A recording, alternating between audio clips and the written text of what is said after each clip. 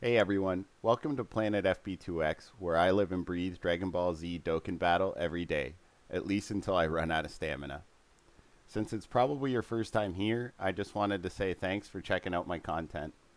Today's video is going to be about what I think are the top 10 most underrated units, TURs only, in the game. That does include EZAs as well.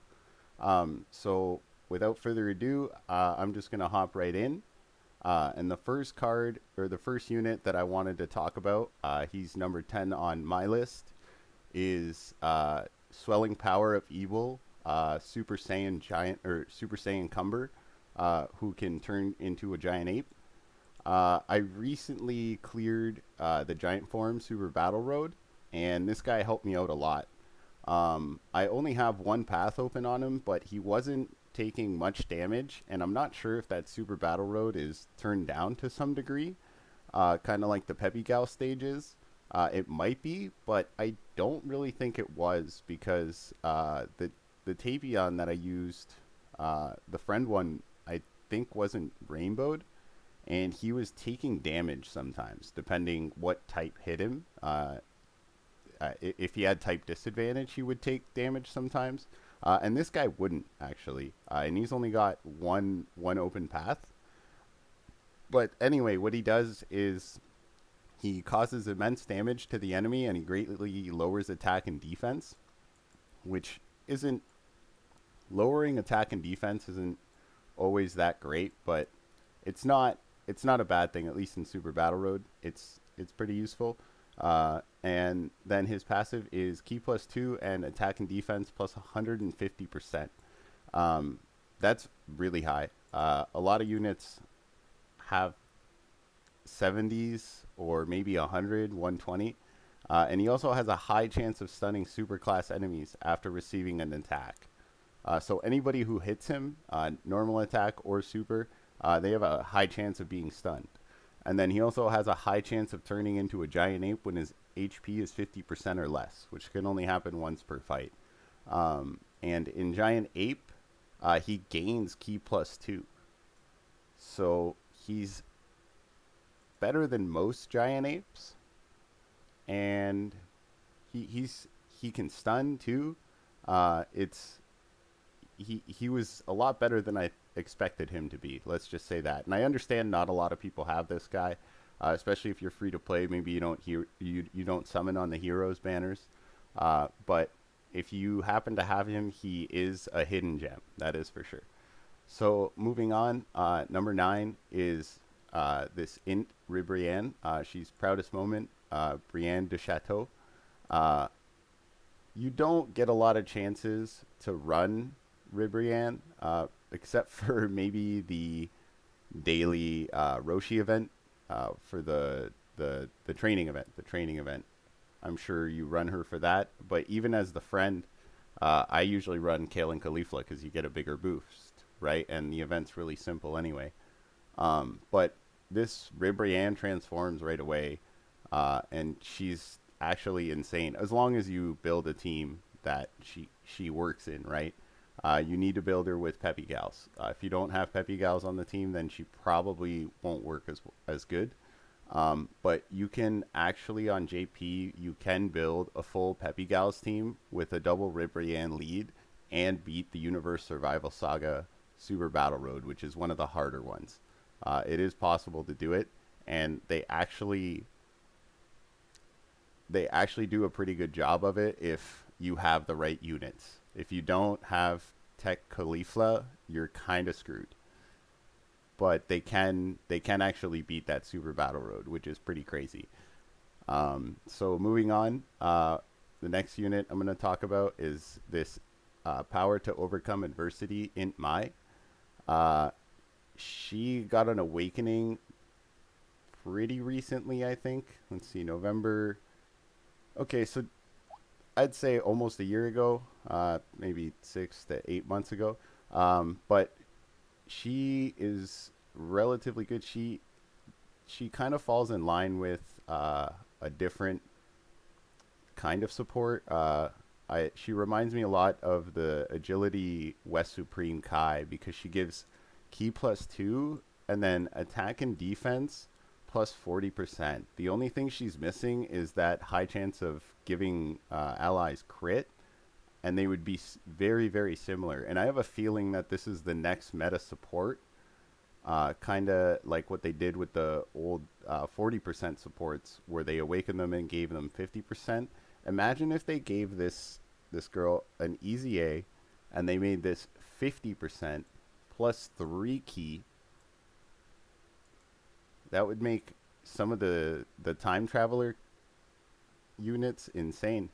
You know who's on there? In Int Rose, the LR that's coming out soon, is on that category. Imagine him with her next to him, and then an orb changer next to him on the other side. Maybe that would that would significantly boost his damage, I'd say.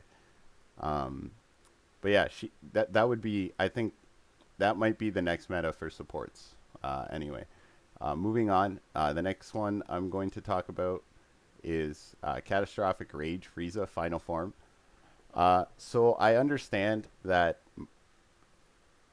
this unit is there are better Final Form Friezas in the game, but if you don't have them, or if maybe they have type disadvantage in what you're trying to run, or if you're just looking for somebody to do a lot of damage, this is your guy. He has to be in the first slot is the only thing, and he has to take an attack before he attacks. But when that happens, when this plus an additional attack 100% within the same turn after receiving an attack happens, his numbers are actually really good. They're really, really good. And if you get a support on there, because he's on Terrifying Conquer, so you could run. He's actually on Transformation Boost too, so you could even run him next to Strength Cooler, unawakened, or sorry, not transformed when he's still in his support state, and this guy's numbers will skyrocket. So moving on, the next one I'm going to talk about is this Super Saiyan God Goku, the tech one that came out during the Broly movie celebration. He doesn't look amazing when you first look at him. And if you're not in the right event or against the right type of enemy, he may lose some of his shine. But that being said, he does have this damage received minus 77% when there's a movie bosses category enemy. That is absolutely insane. I'm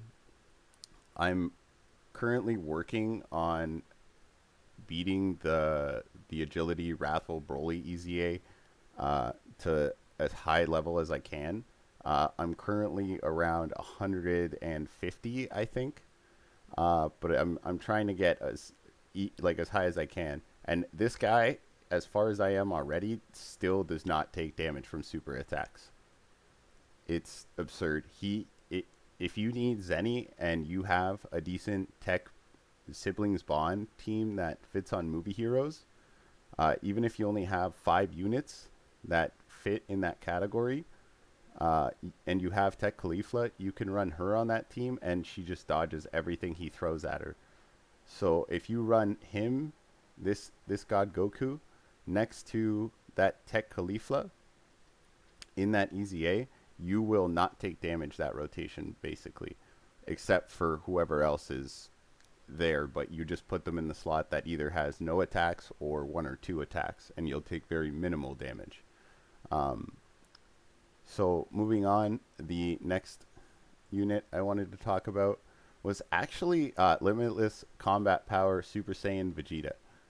I know a lot of people don't like to run or have Vegeta as their friend lead, especially now, since it's the 5-year and everybody has the LR fusions as their lead, right? Or maybe you're showing off your newly rainbowed LR Gohan or something of the sort. But either way, even when the game is slightly slower and there isn't as much going on or new cards coming out, I don't see a lot of people running him. And I know a lot of people like to bash on him because of the whole transformation mechanic. And I think while he isn't as good as he could be, he is better than we give him credit for, and he does also lead pretty much the biggest category in the game. And you can also do some fun stuff with his secondary leader skill, such as it's usually kind of hard to run the two Resurrection F Super Saiyan God Super Saiyans on the same team, the Goku and the Vegeta, the tech and the physical one. But if you run this, you can actually do it because, or if you run this Vegeta as lead, you can actually do it because you can give each of them their own rotation with orb changers, if that makes sense. And if if I have time, I might actually make a video about that, about how insane that team can actually be and how quickly you can demolish most events that you can enter with that team. Because it's actually a lot of fun. I'd like to rainbow the physical Goku, who I'm missing one path on still first, just to demonstrate how crazy it can be. Not that one path makes a crazy difference, but it makes enough of a difference for it to count, I think. So coming in at number 4 now, uh, we have limit breaking Super Saiyan, or sorry, limit breaking superpower Super Saiyan 3 Goku Xeno. What is with how many supers can you put in one guy's name? That's what I want to know. Anyway, well, apparently two, but okay. Anyway, um, his leader skill is actually not bad because we don't have a lot of leaders for that category, and maybe someday they'll give this guy an EZA way down the line, 2 years, 3 years down the line, when there's a, you know, when we have LR Super Saiyan 4 Vegito, or LR Super Saiyan God Kaioken, you know, Vegito or something like that down the line with these hero cards, because we know they're coming eventually, right? Um, but anyway, he's a stunner. He's really good for Super Battle Road. He's almost, I wouldn't say essential, but he helps so much on the Super Saiyan 3 team. Um, Especially if you have some of the other Super Saiyan 3 units from the Dragon Ball Heroes, because they they buff this guy. Well, they buff his damage received by 7% per ally that you have, up to 35, which 35% damage reduction isn't a lot, but when you consider that he also guards against all attacks and he has a high chance of stunning with his super attack, it's 100% defense. That's pretty good, right? When and then an additional, so he gets 150% if he super attacks. I mean, he's. I've recently started using this guy on a lot of teams that he fits in, and he's actually way better than I thought he'd be. The stunning the enemy, sure, it's pretty useless in anything that isn't Super Battle Road. Any Dokkan event, it's useless, but he still holds up really well. He won't do as much damage as some other units will, but he still, defensively, he holds up great, especially if you can pair him with some Dragon Ball Heroes allies. So number 3, I actually have Rousing Fighting Spirit Super Saiyan 2 Goku Angel here. A lot of people I've heard say, not, I'm not I'm not saying everybody says that this guy is terrible and he's not useful. Um, I understand why people do not like this guy, but I will tell you this again: Super Saiyan 3 is a limited category, very limited category. This guy is underrated simply for the fact that he does not take a lot of damage. I've recently started using him whenever I can, just to mostly test him out. I do have 2 paths open on him, so bear keep that in mind. Keep that in mind as well. That I do have two dupes of him, but he holds up so good. He holds up so much better than I expected. I tested him in Super Saiyan 3 Battle Road, even though I didn't come close to beating it, because my team is nowhere near good enough yet. Um, but he holds up relatively well in Super Battle Road as well, I found. Um, so even the biggest flaw this guy has is when he goes Super Saiyan 3 is some of his links change, and you're going to have a harder time linking with your team. Especially if you run him as the lead, the problem is that both of his categories are really limited, especially the one that he gives 3 key and 170% to, right? So, and especially if you get him the six, when attacking with 3 or more key spheres, it's insane. It's honestly crazy how good this guy can hold up. So moving on, number 2 is you guys might be able to guess the last two. They're kind of obvious, and I know a lot of people talk about these guys. So it's the Extreme Z Beerus for the second most underrated card. Um, a lot of people just don't run this guy. Uh, I know people just nobody says he's bad. I never really hear people say he's bad, but nobody really says like, this guy, like, try and get this Beerus, maybe not Rainbow Star, but get some dupes in him, because sometimes he's super useful over the physical one, even though the physical one can output way more damage than this guy, especially if he's next to a Whis, which is also this guy's fallback. He's really only that good next to a Whis card, who can, or, I mean, who else can trigger his links other than Whis? Nobody really, right? You can get a couple of them, but good luck getting Connoisseur from anybody. That's such a rare link. But yeah, Beerus is number 2. You also have his Enraged form, which, he's got the 3 different attacks depending on how much key you get. Kind of works like the Go Tanks. The Rage mode is I wouldn't say, it's definitely not, currently I would say it's the best in the game. But LR Rosé is coming out pretty soon, so it's not going to be the best Rage mode after that. But yeah, number 1, as you guys probably guessed, is Eternal Horror Legendary Super Saiyan Broly, the physical one. Broly just has so many good cards already that, there's already so many good Broly units that this guy isn't really needed. And he shares the same name with a couple of the other ones that people would rather run, such as, so I have it right here. So we'll just go look at it real quick, since he is number 1. So we'll do some extra browsing.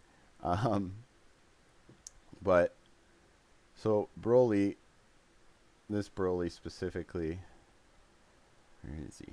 Legendary Super Saiyan. I'm sorry, I don't know why. Okay, so people really love running this one, the strength one.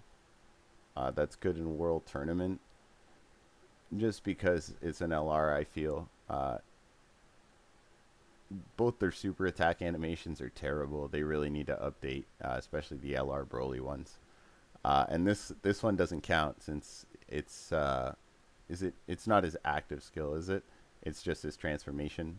But yeah, that you can still run this Broly and the physical one on the same team without a problem, since he's not the legendary Super Saiyan Broly.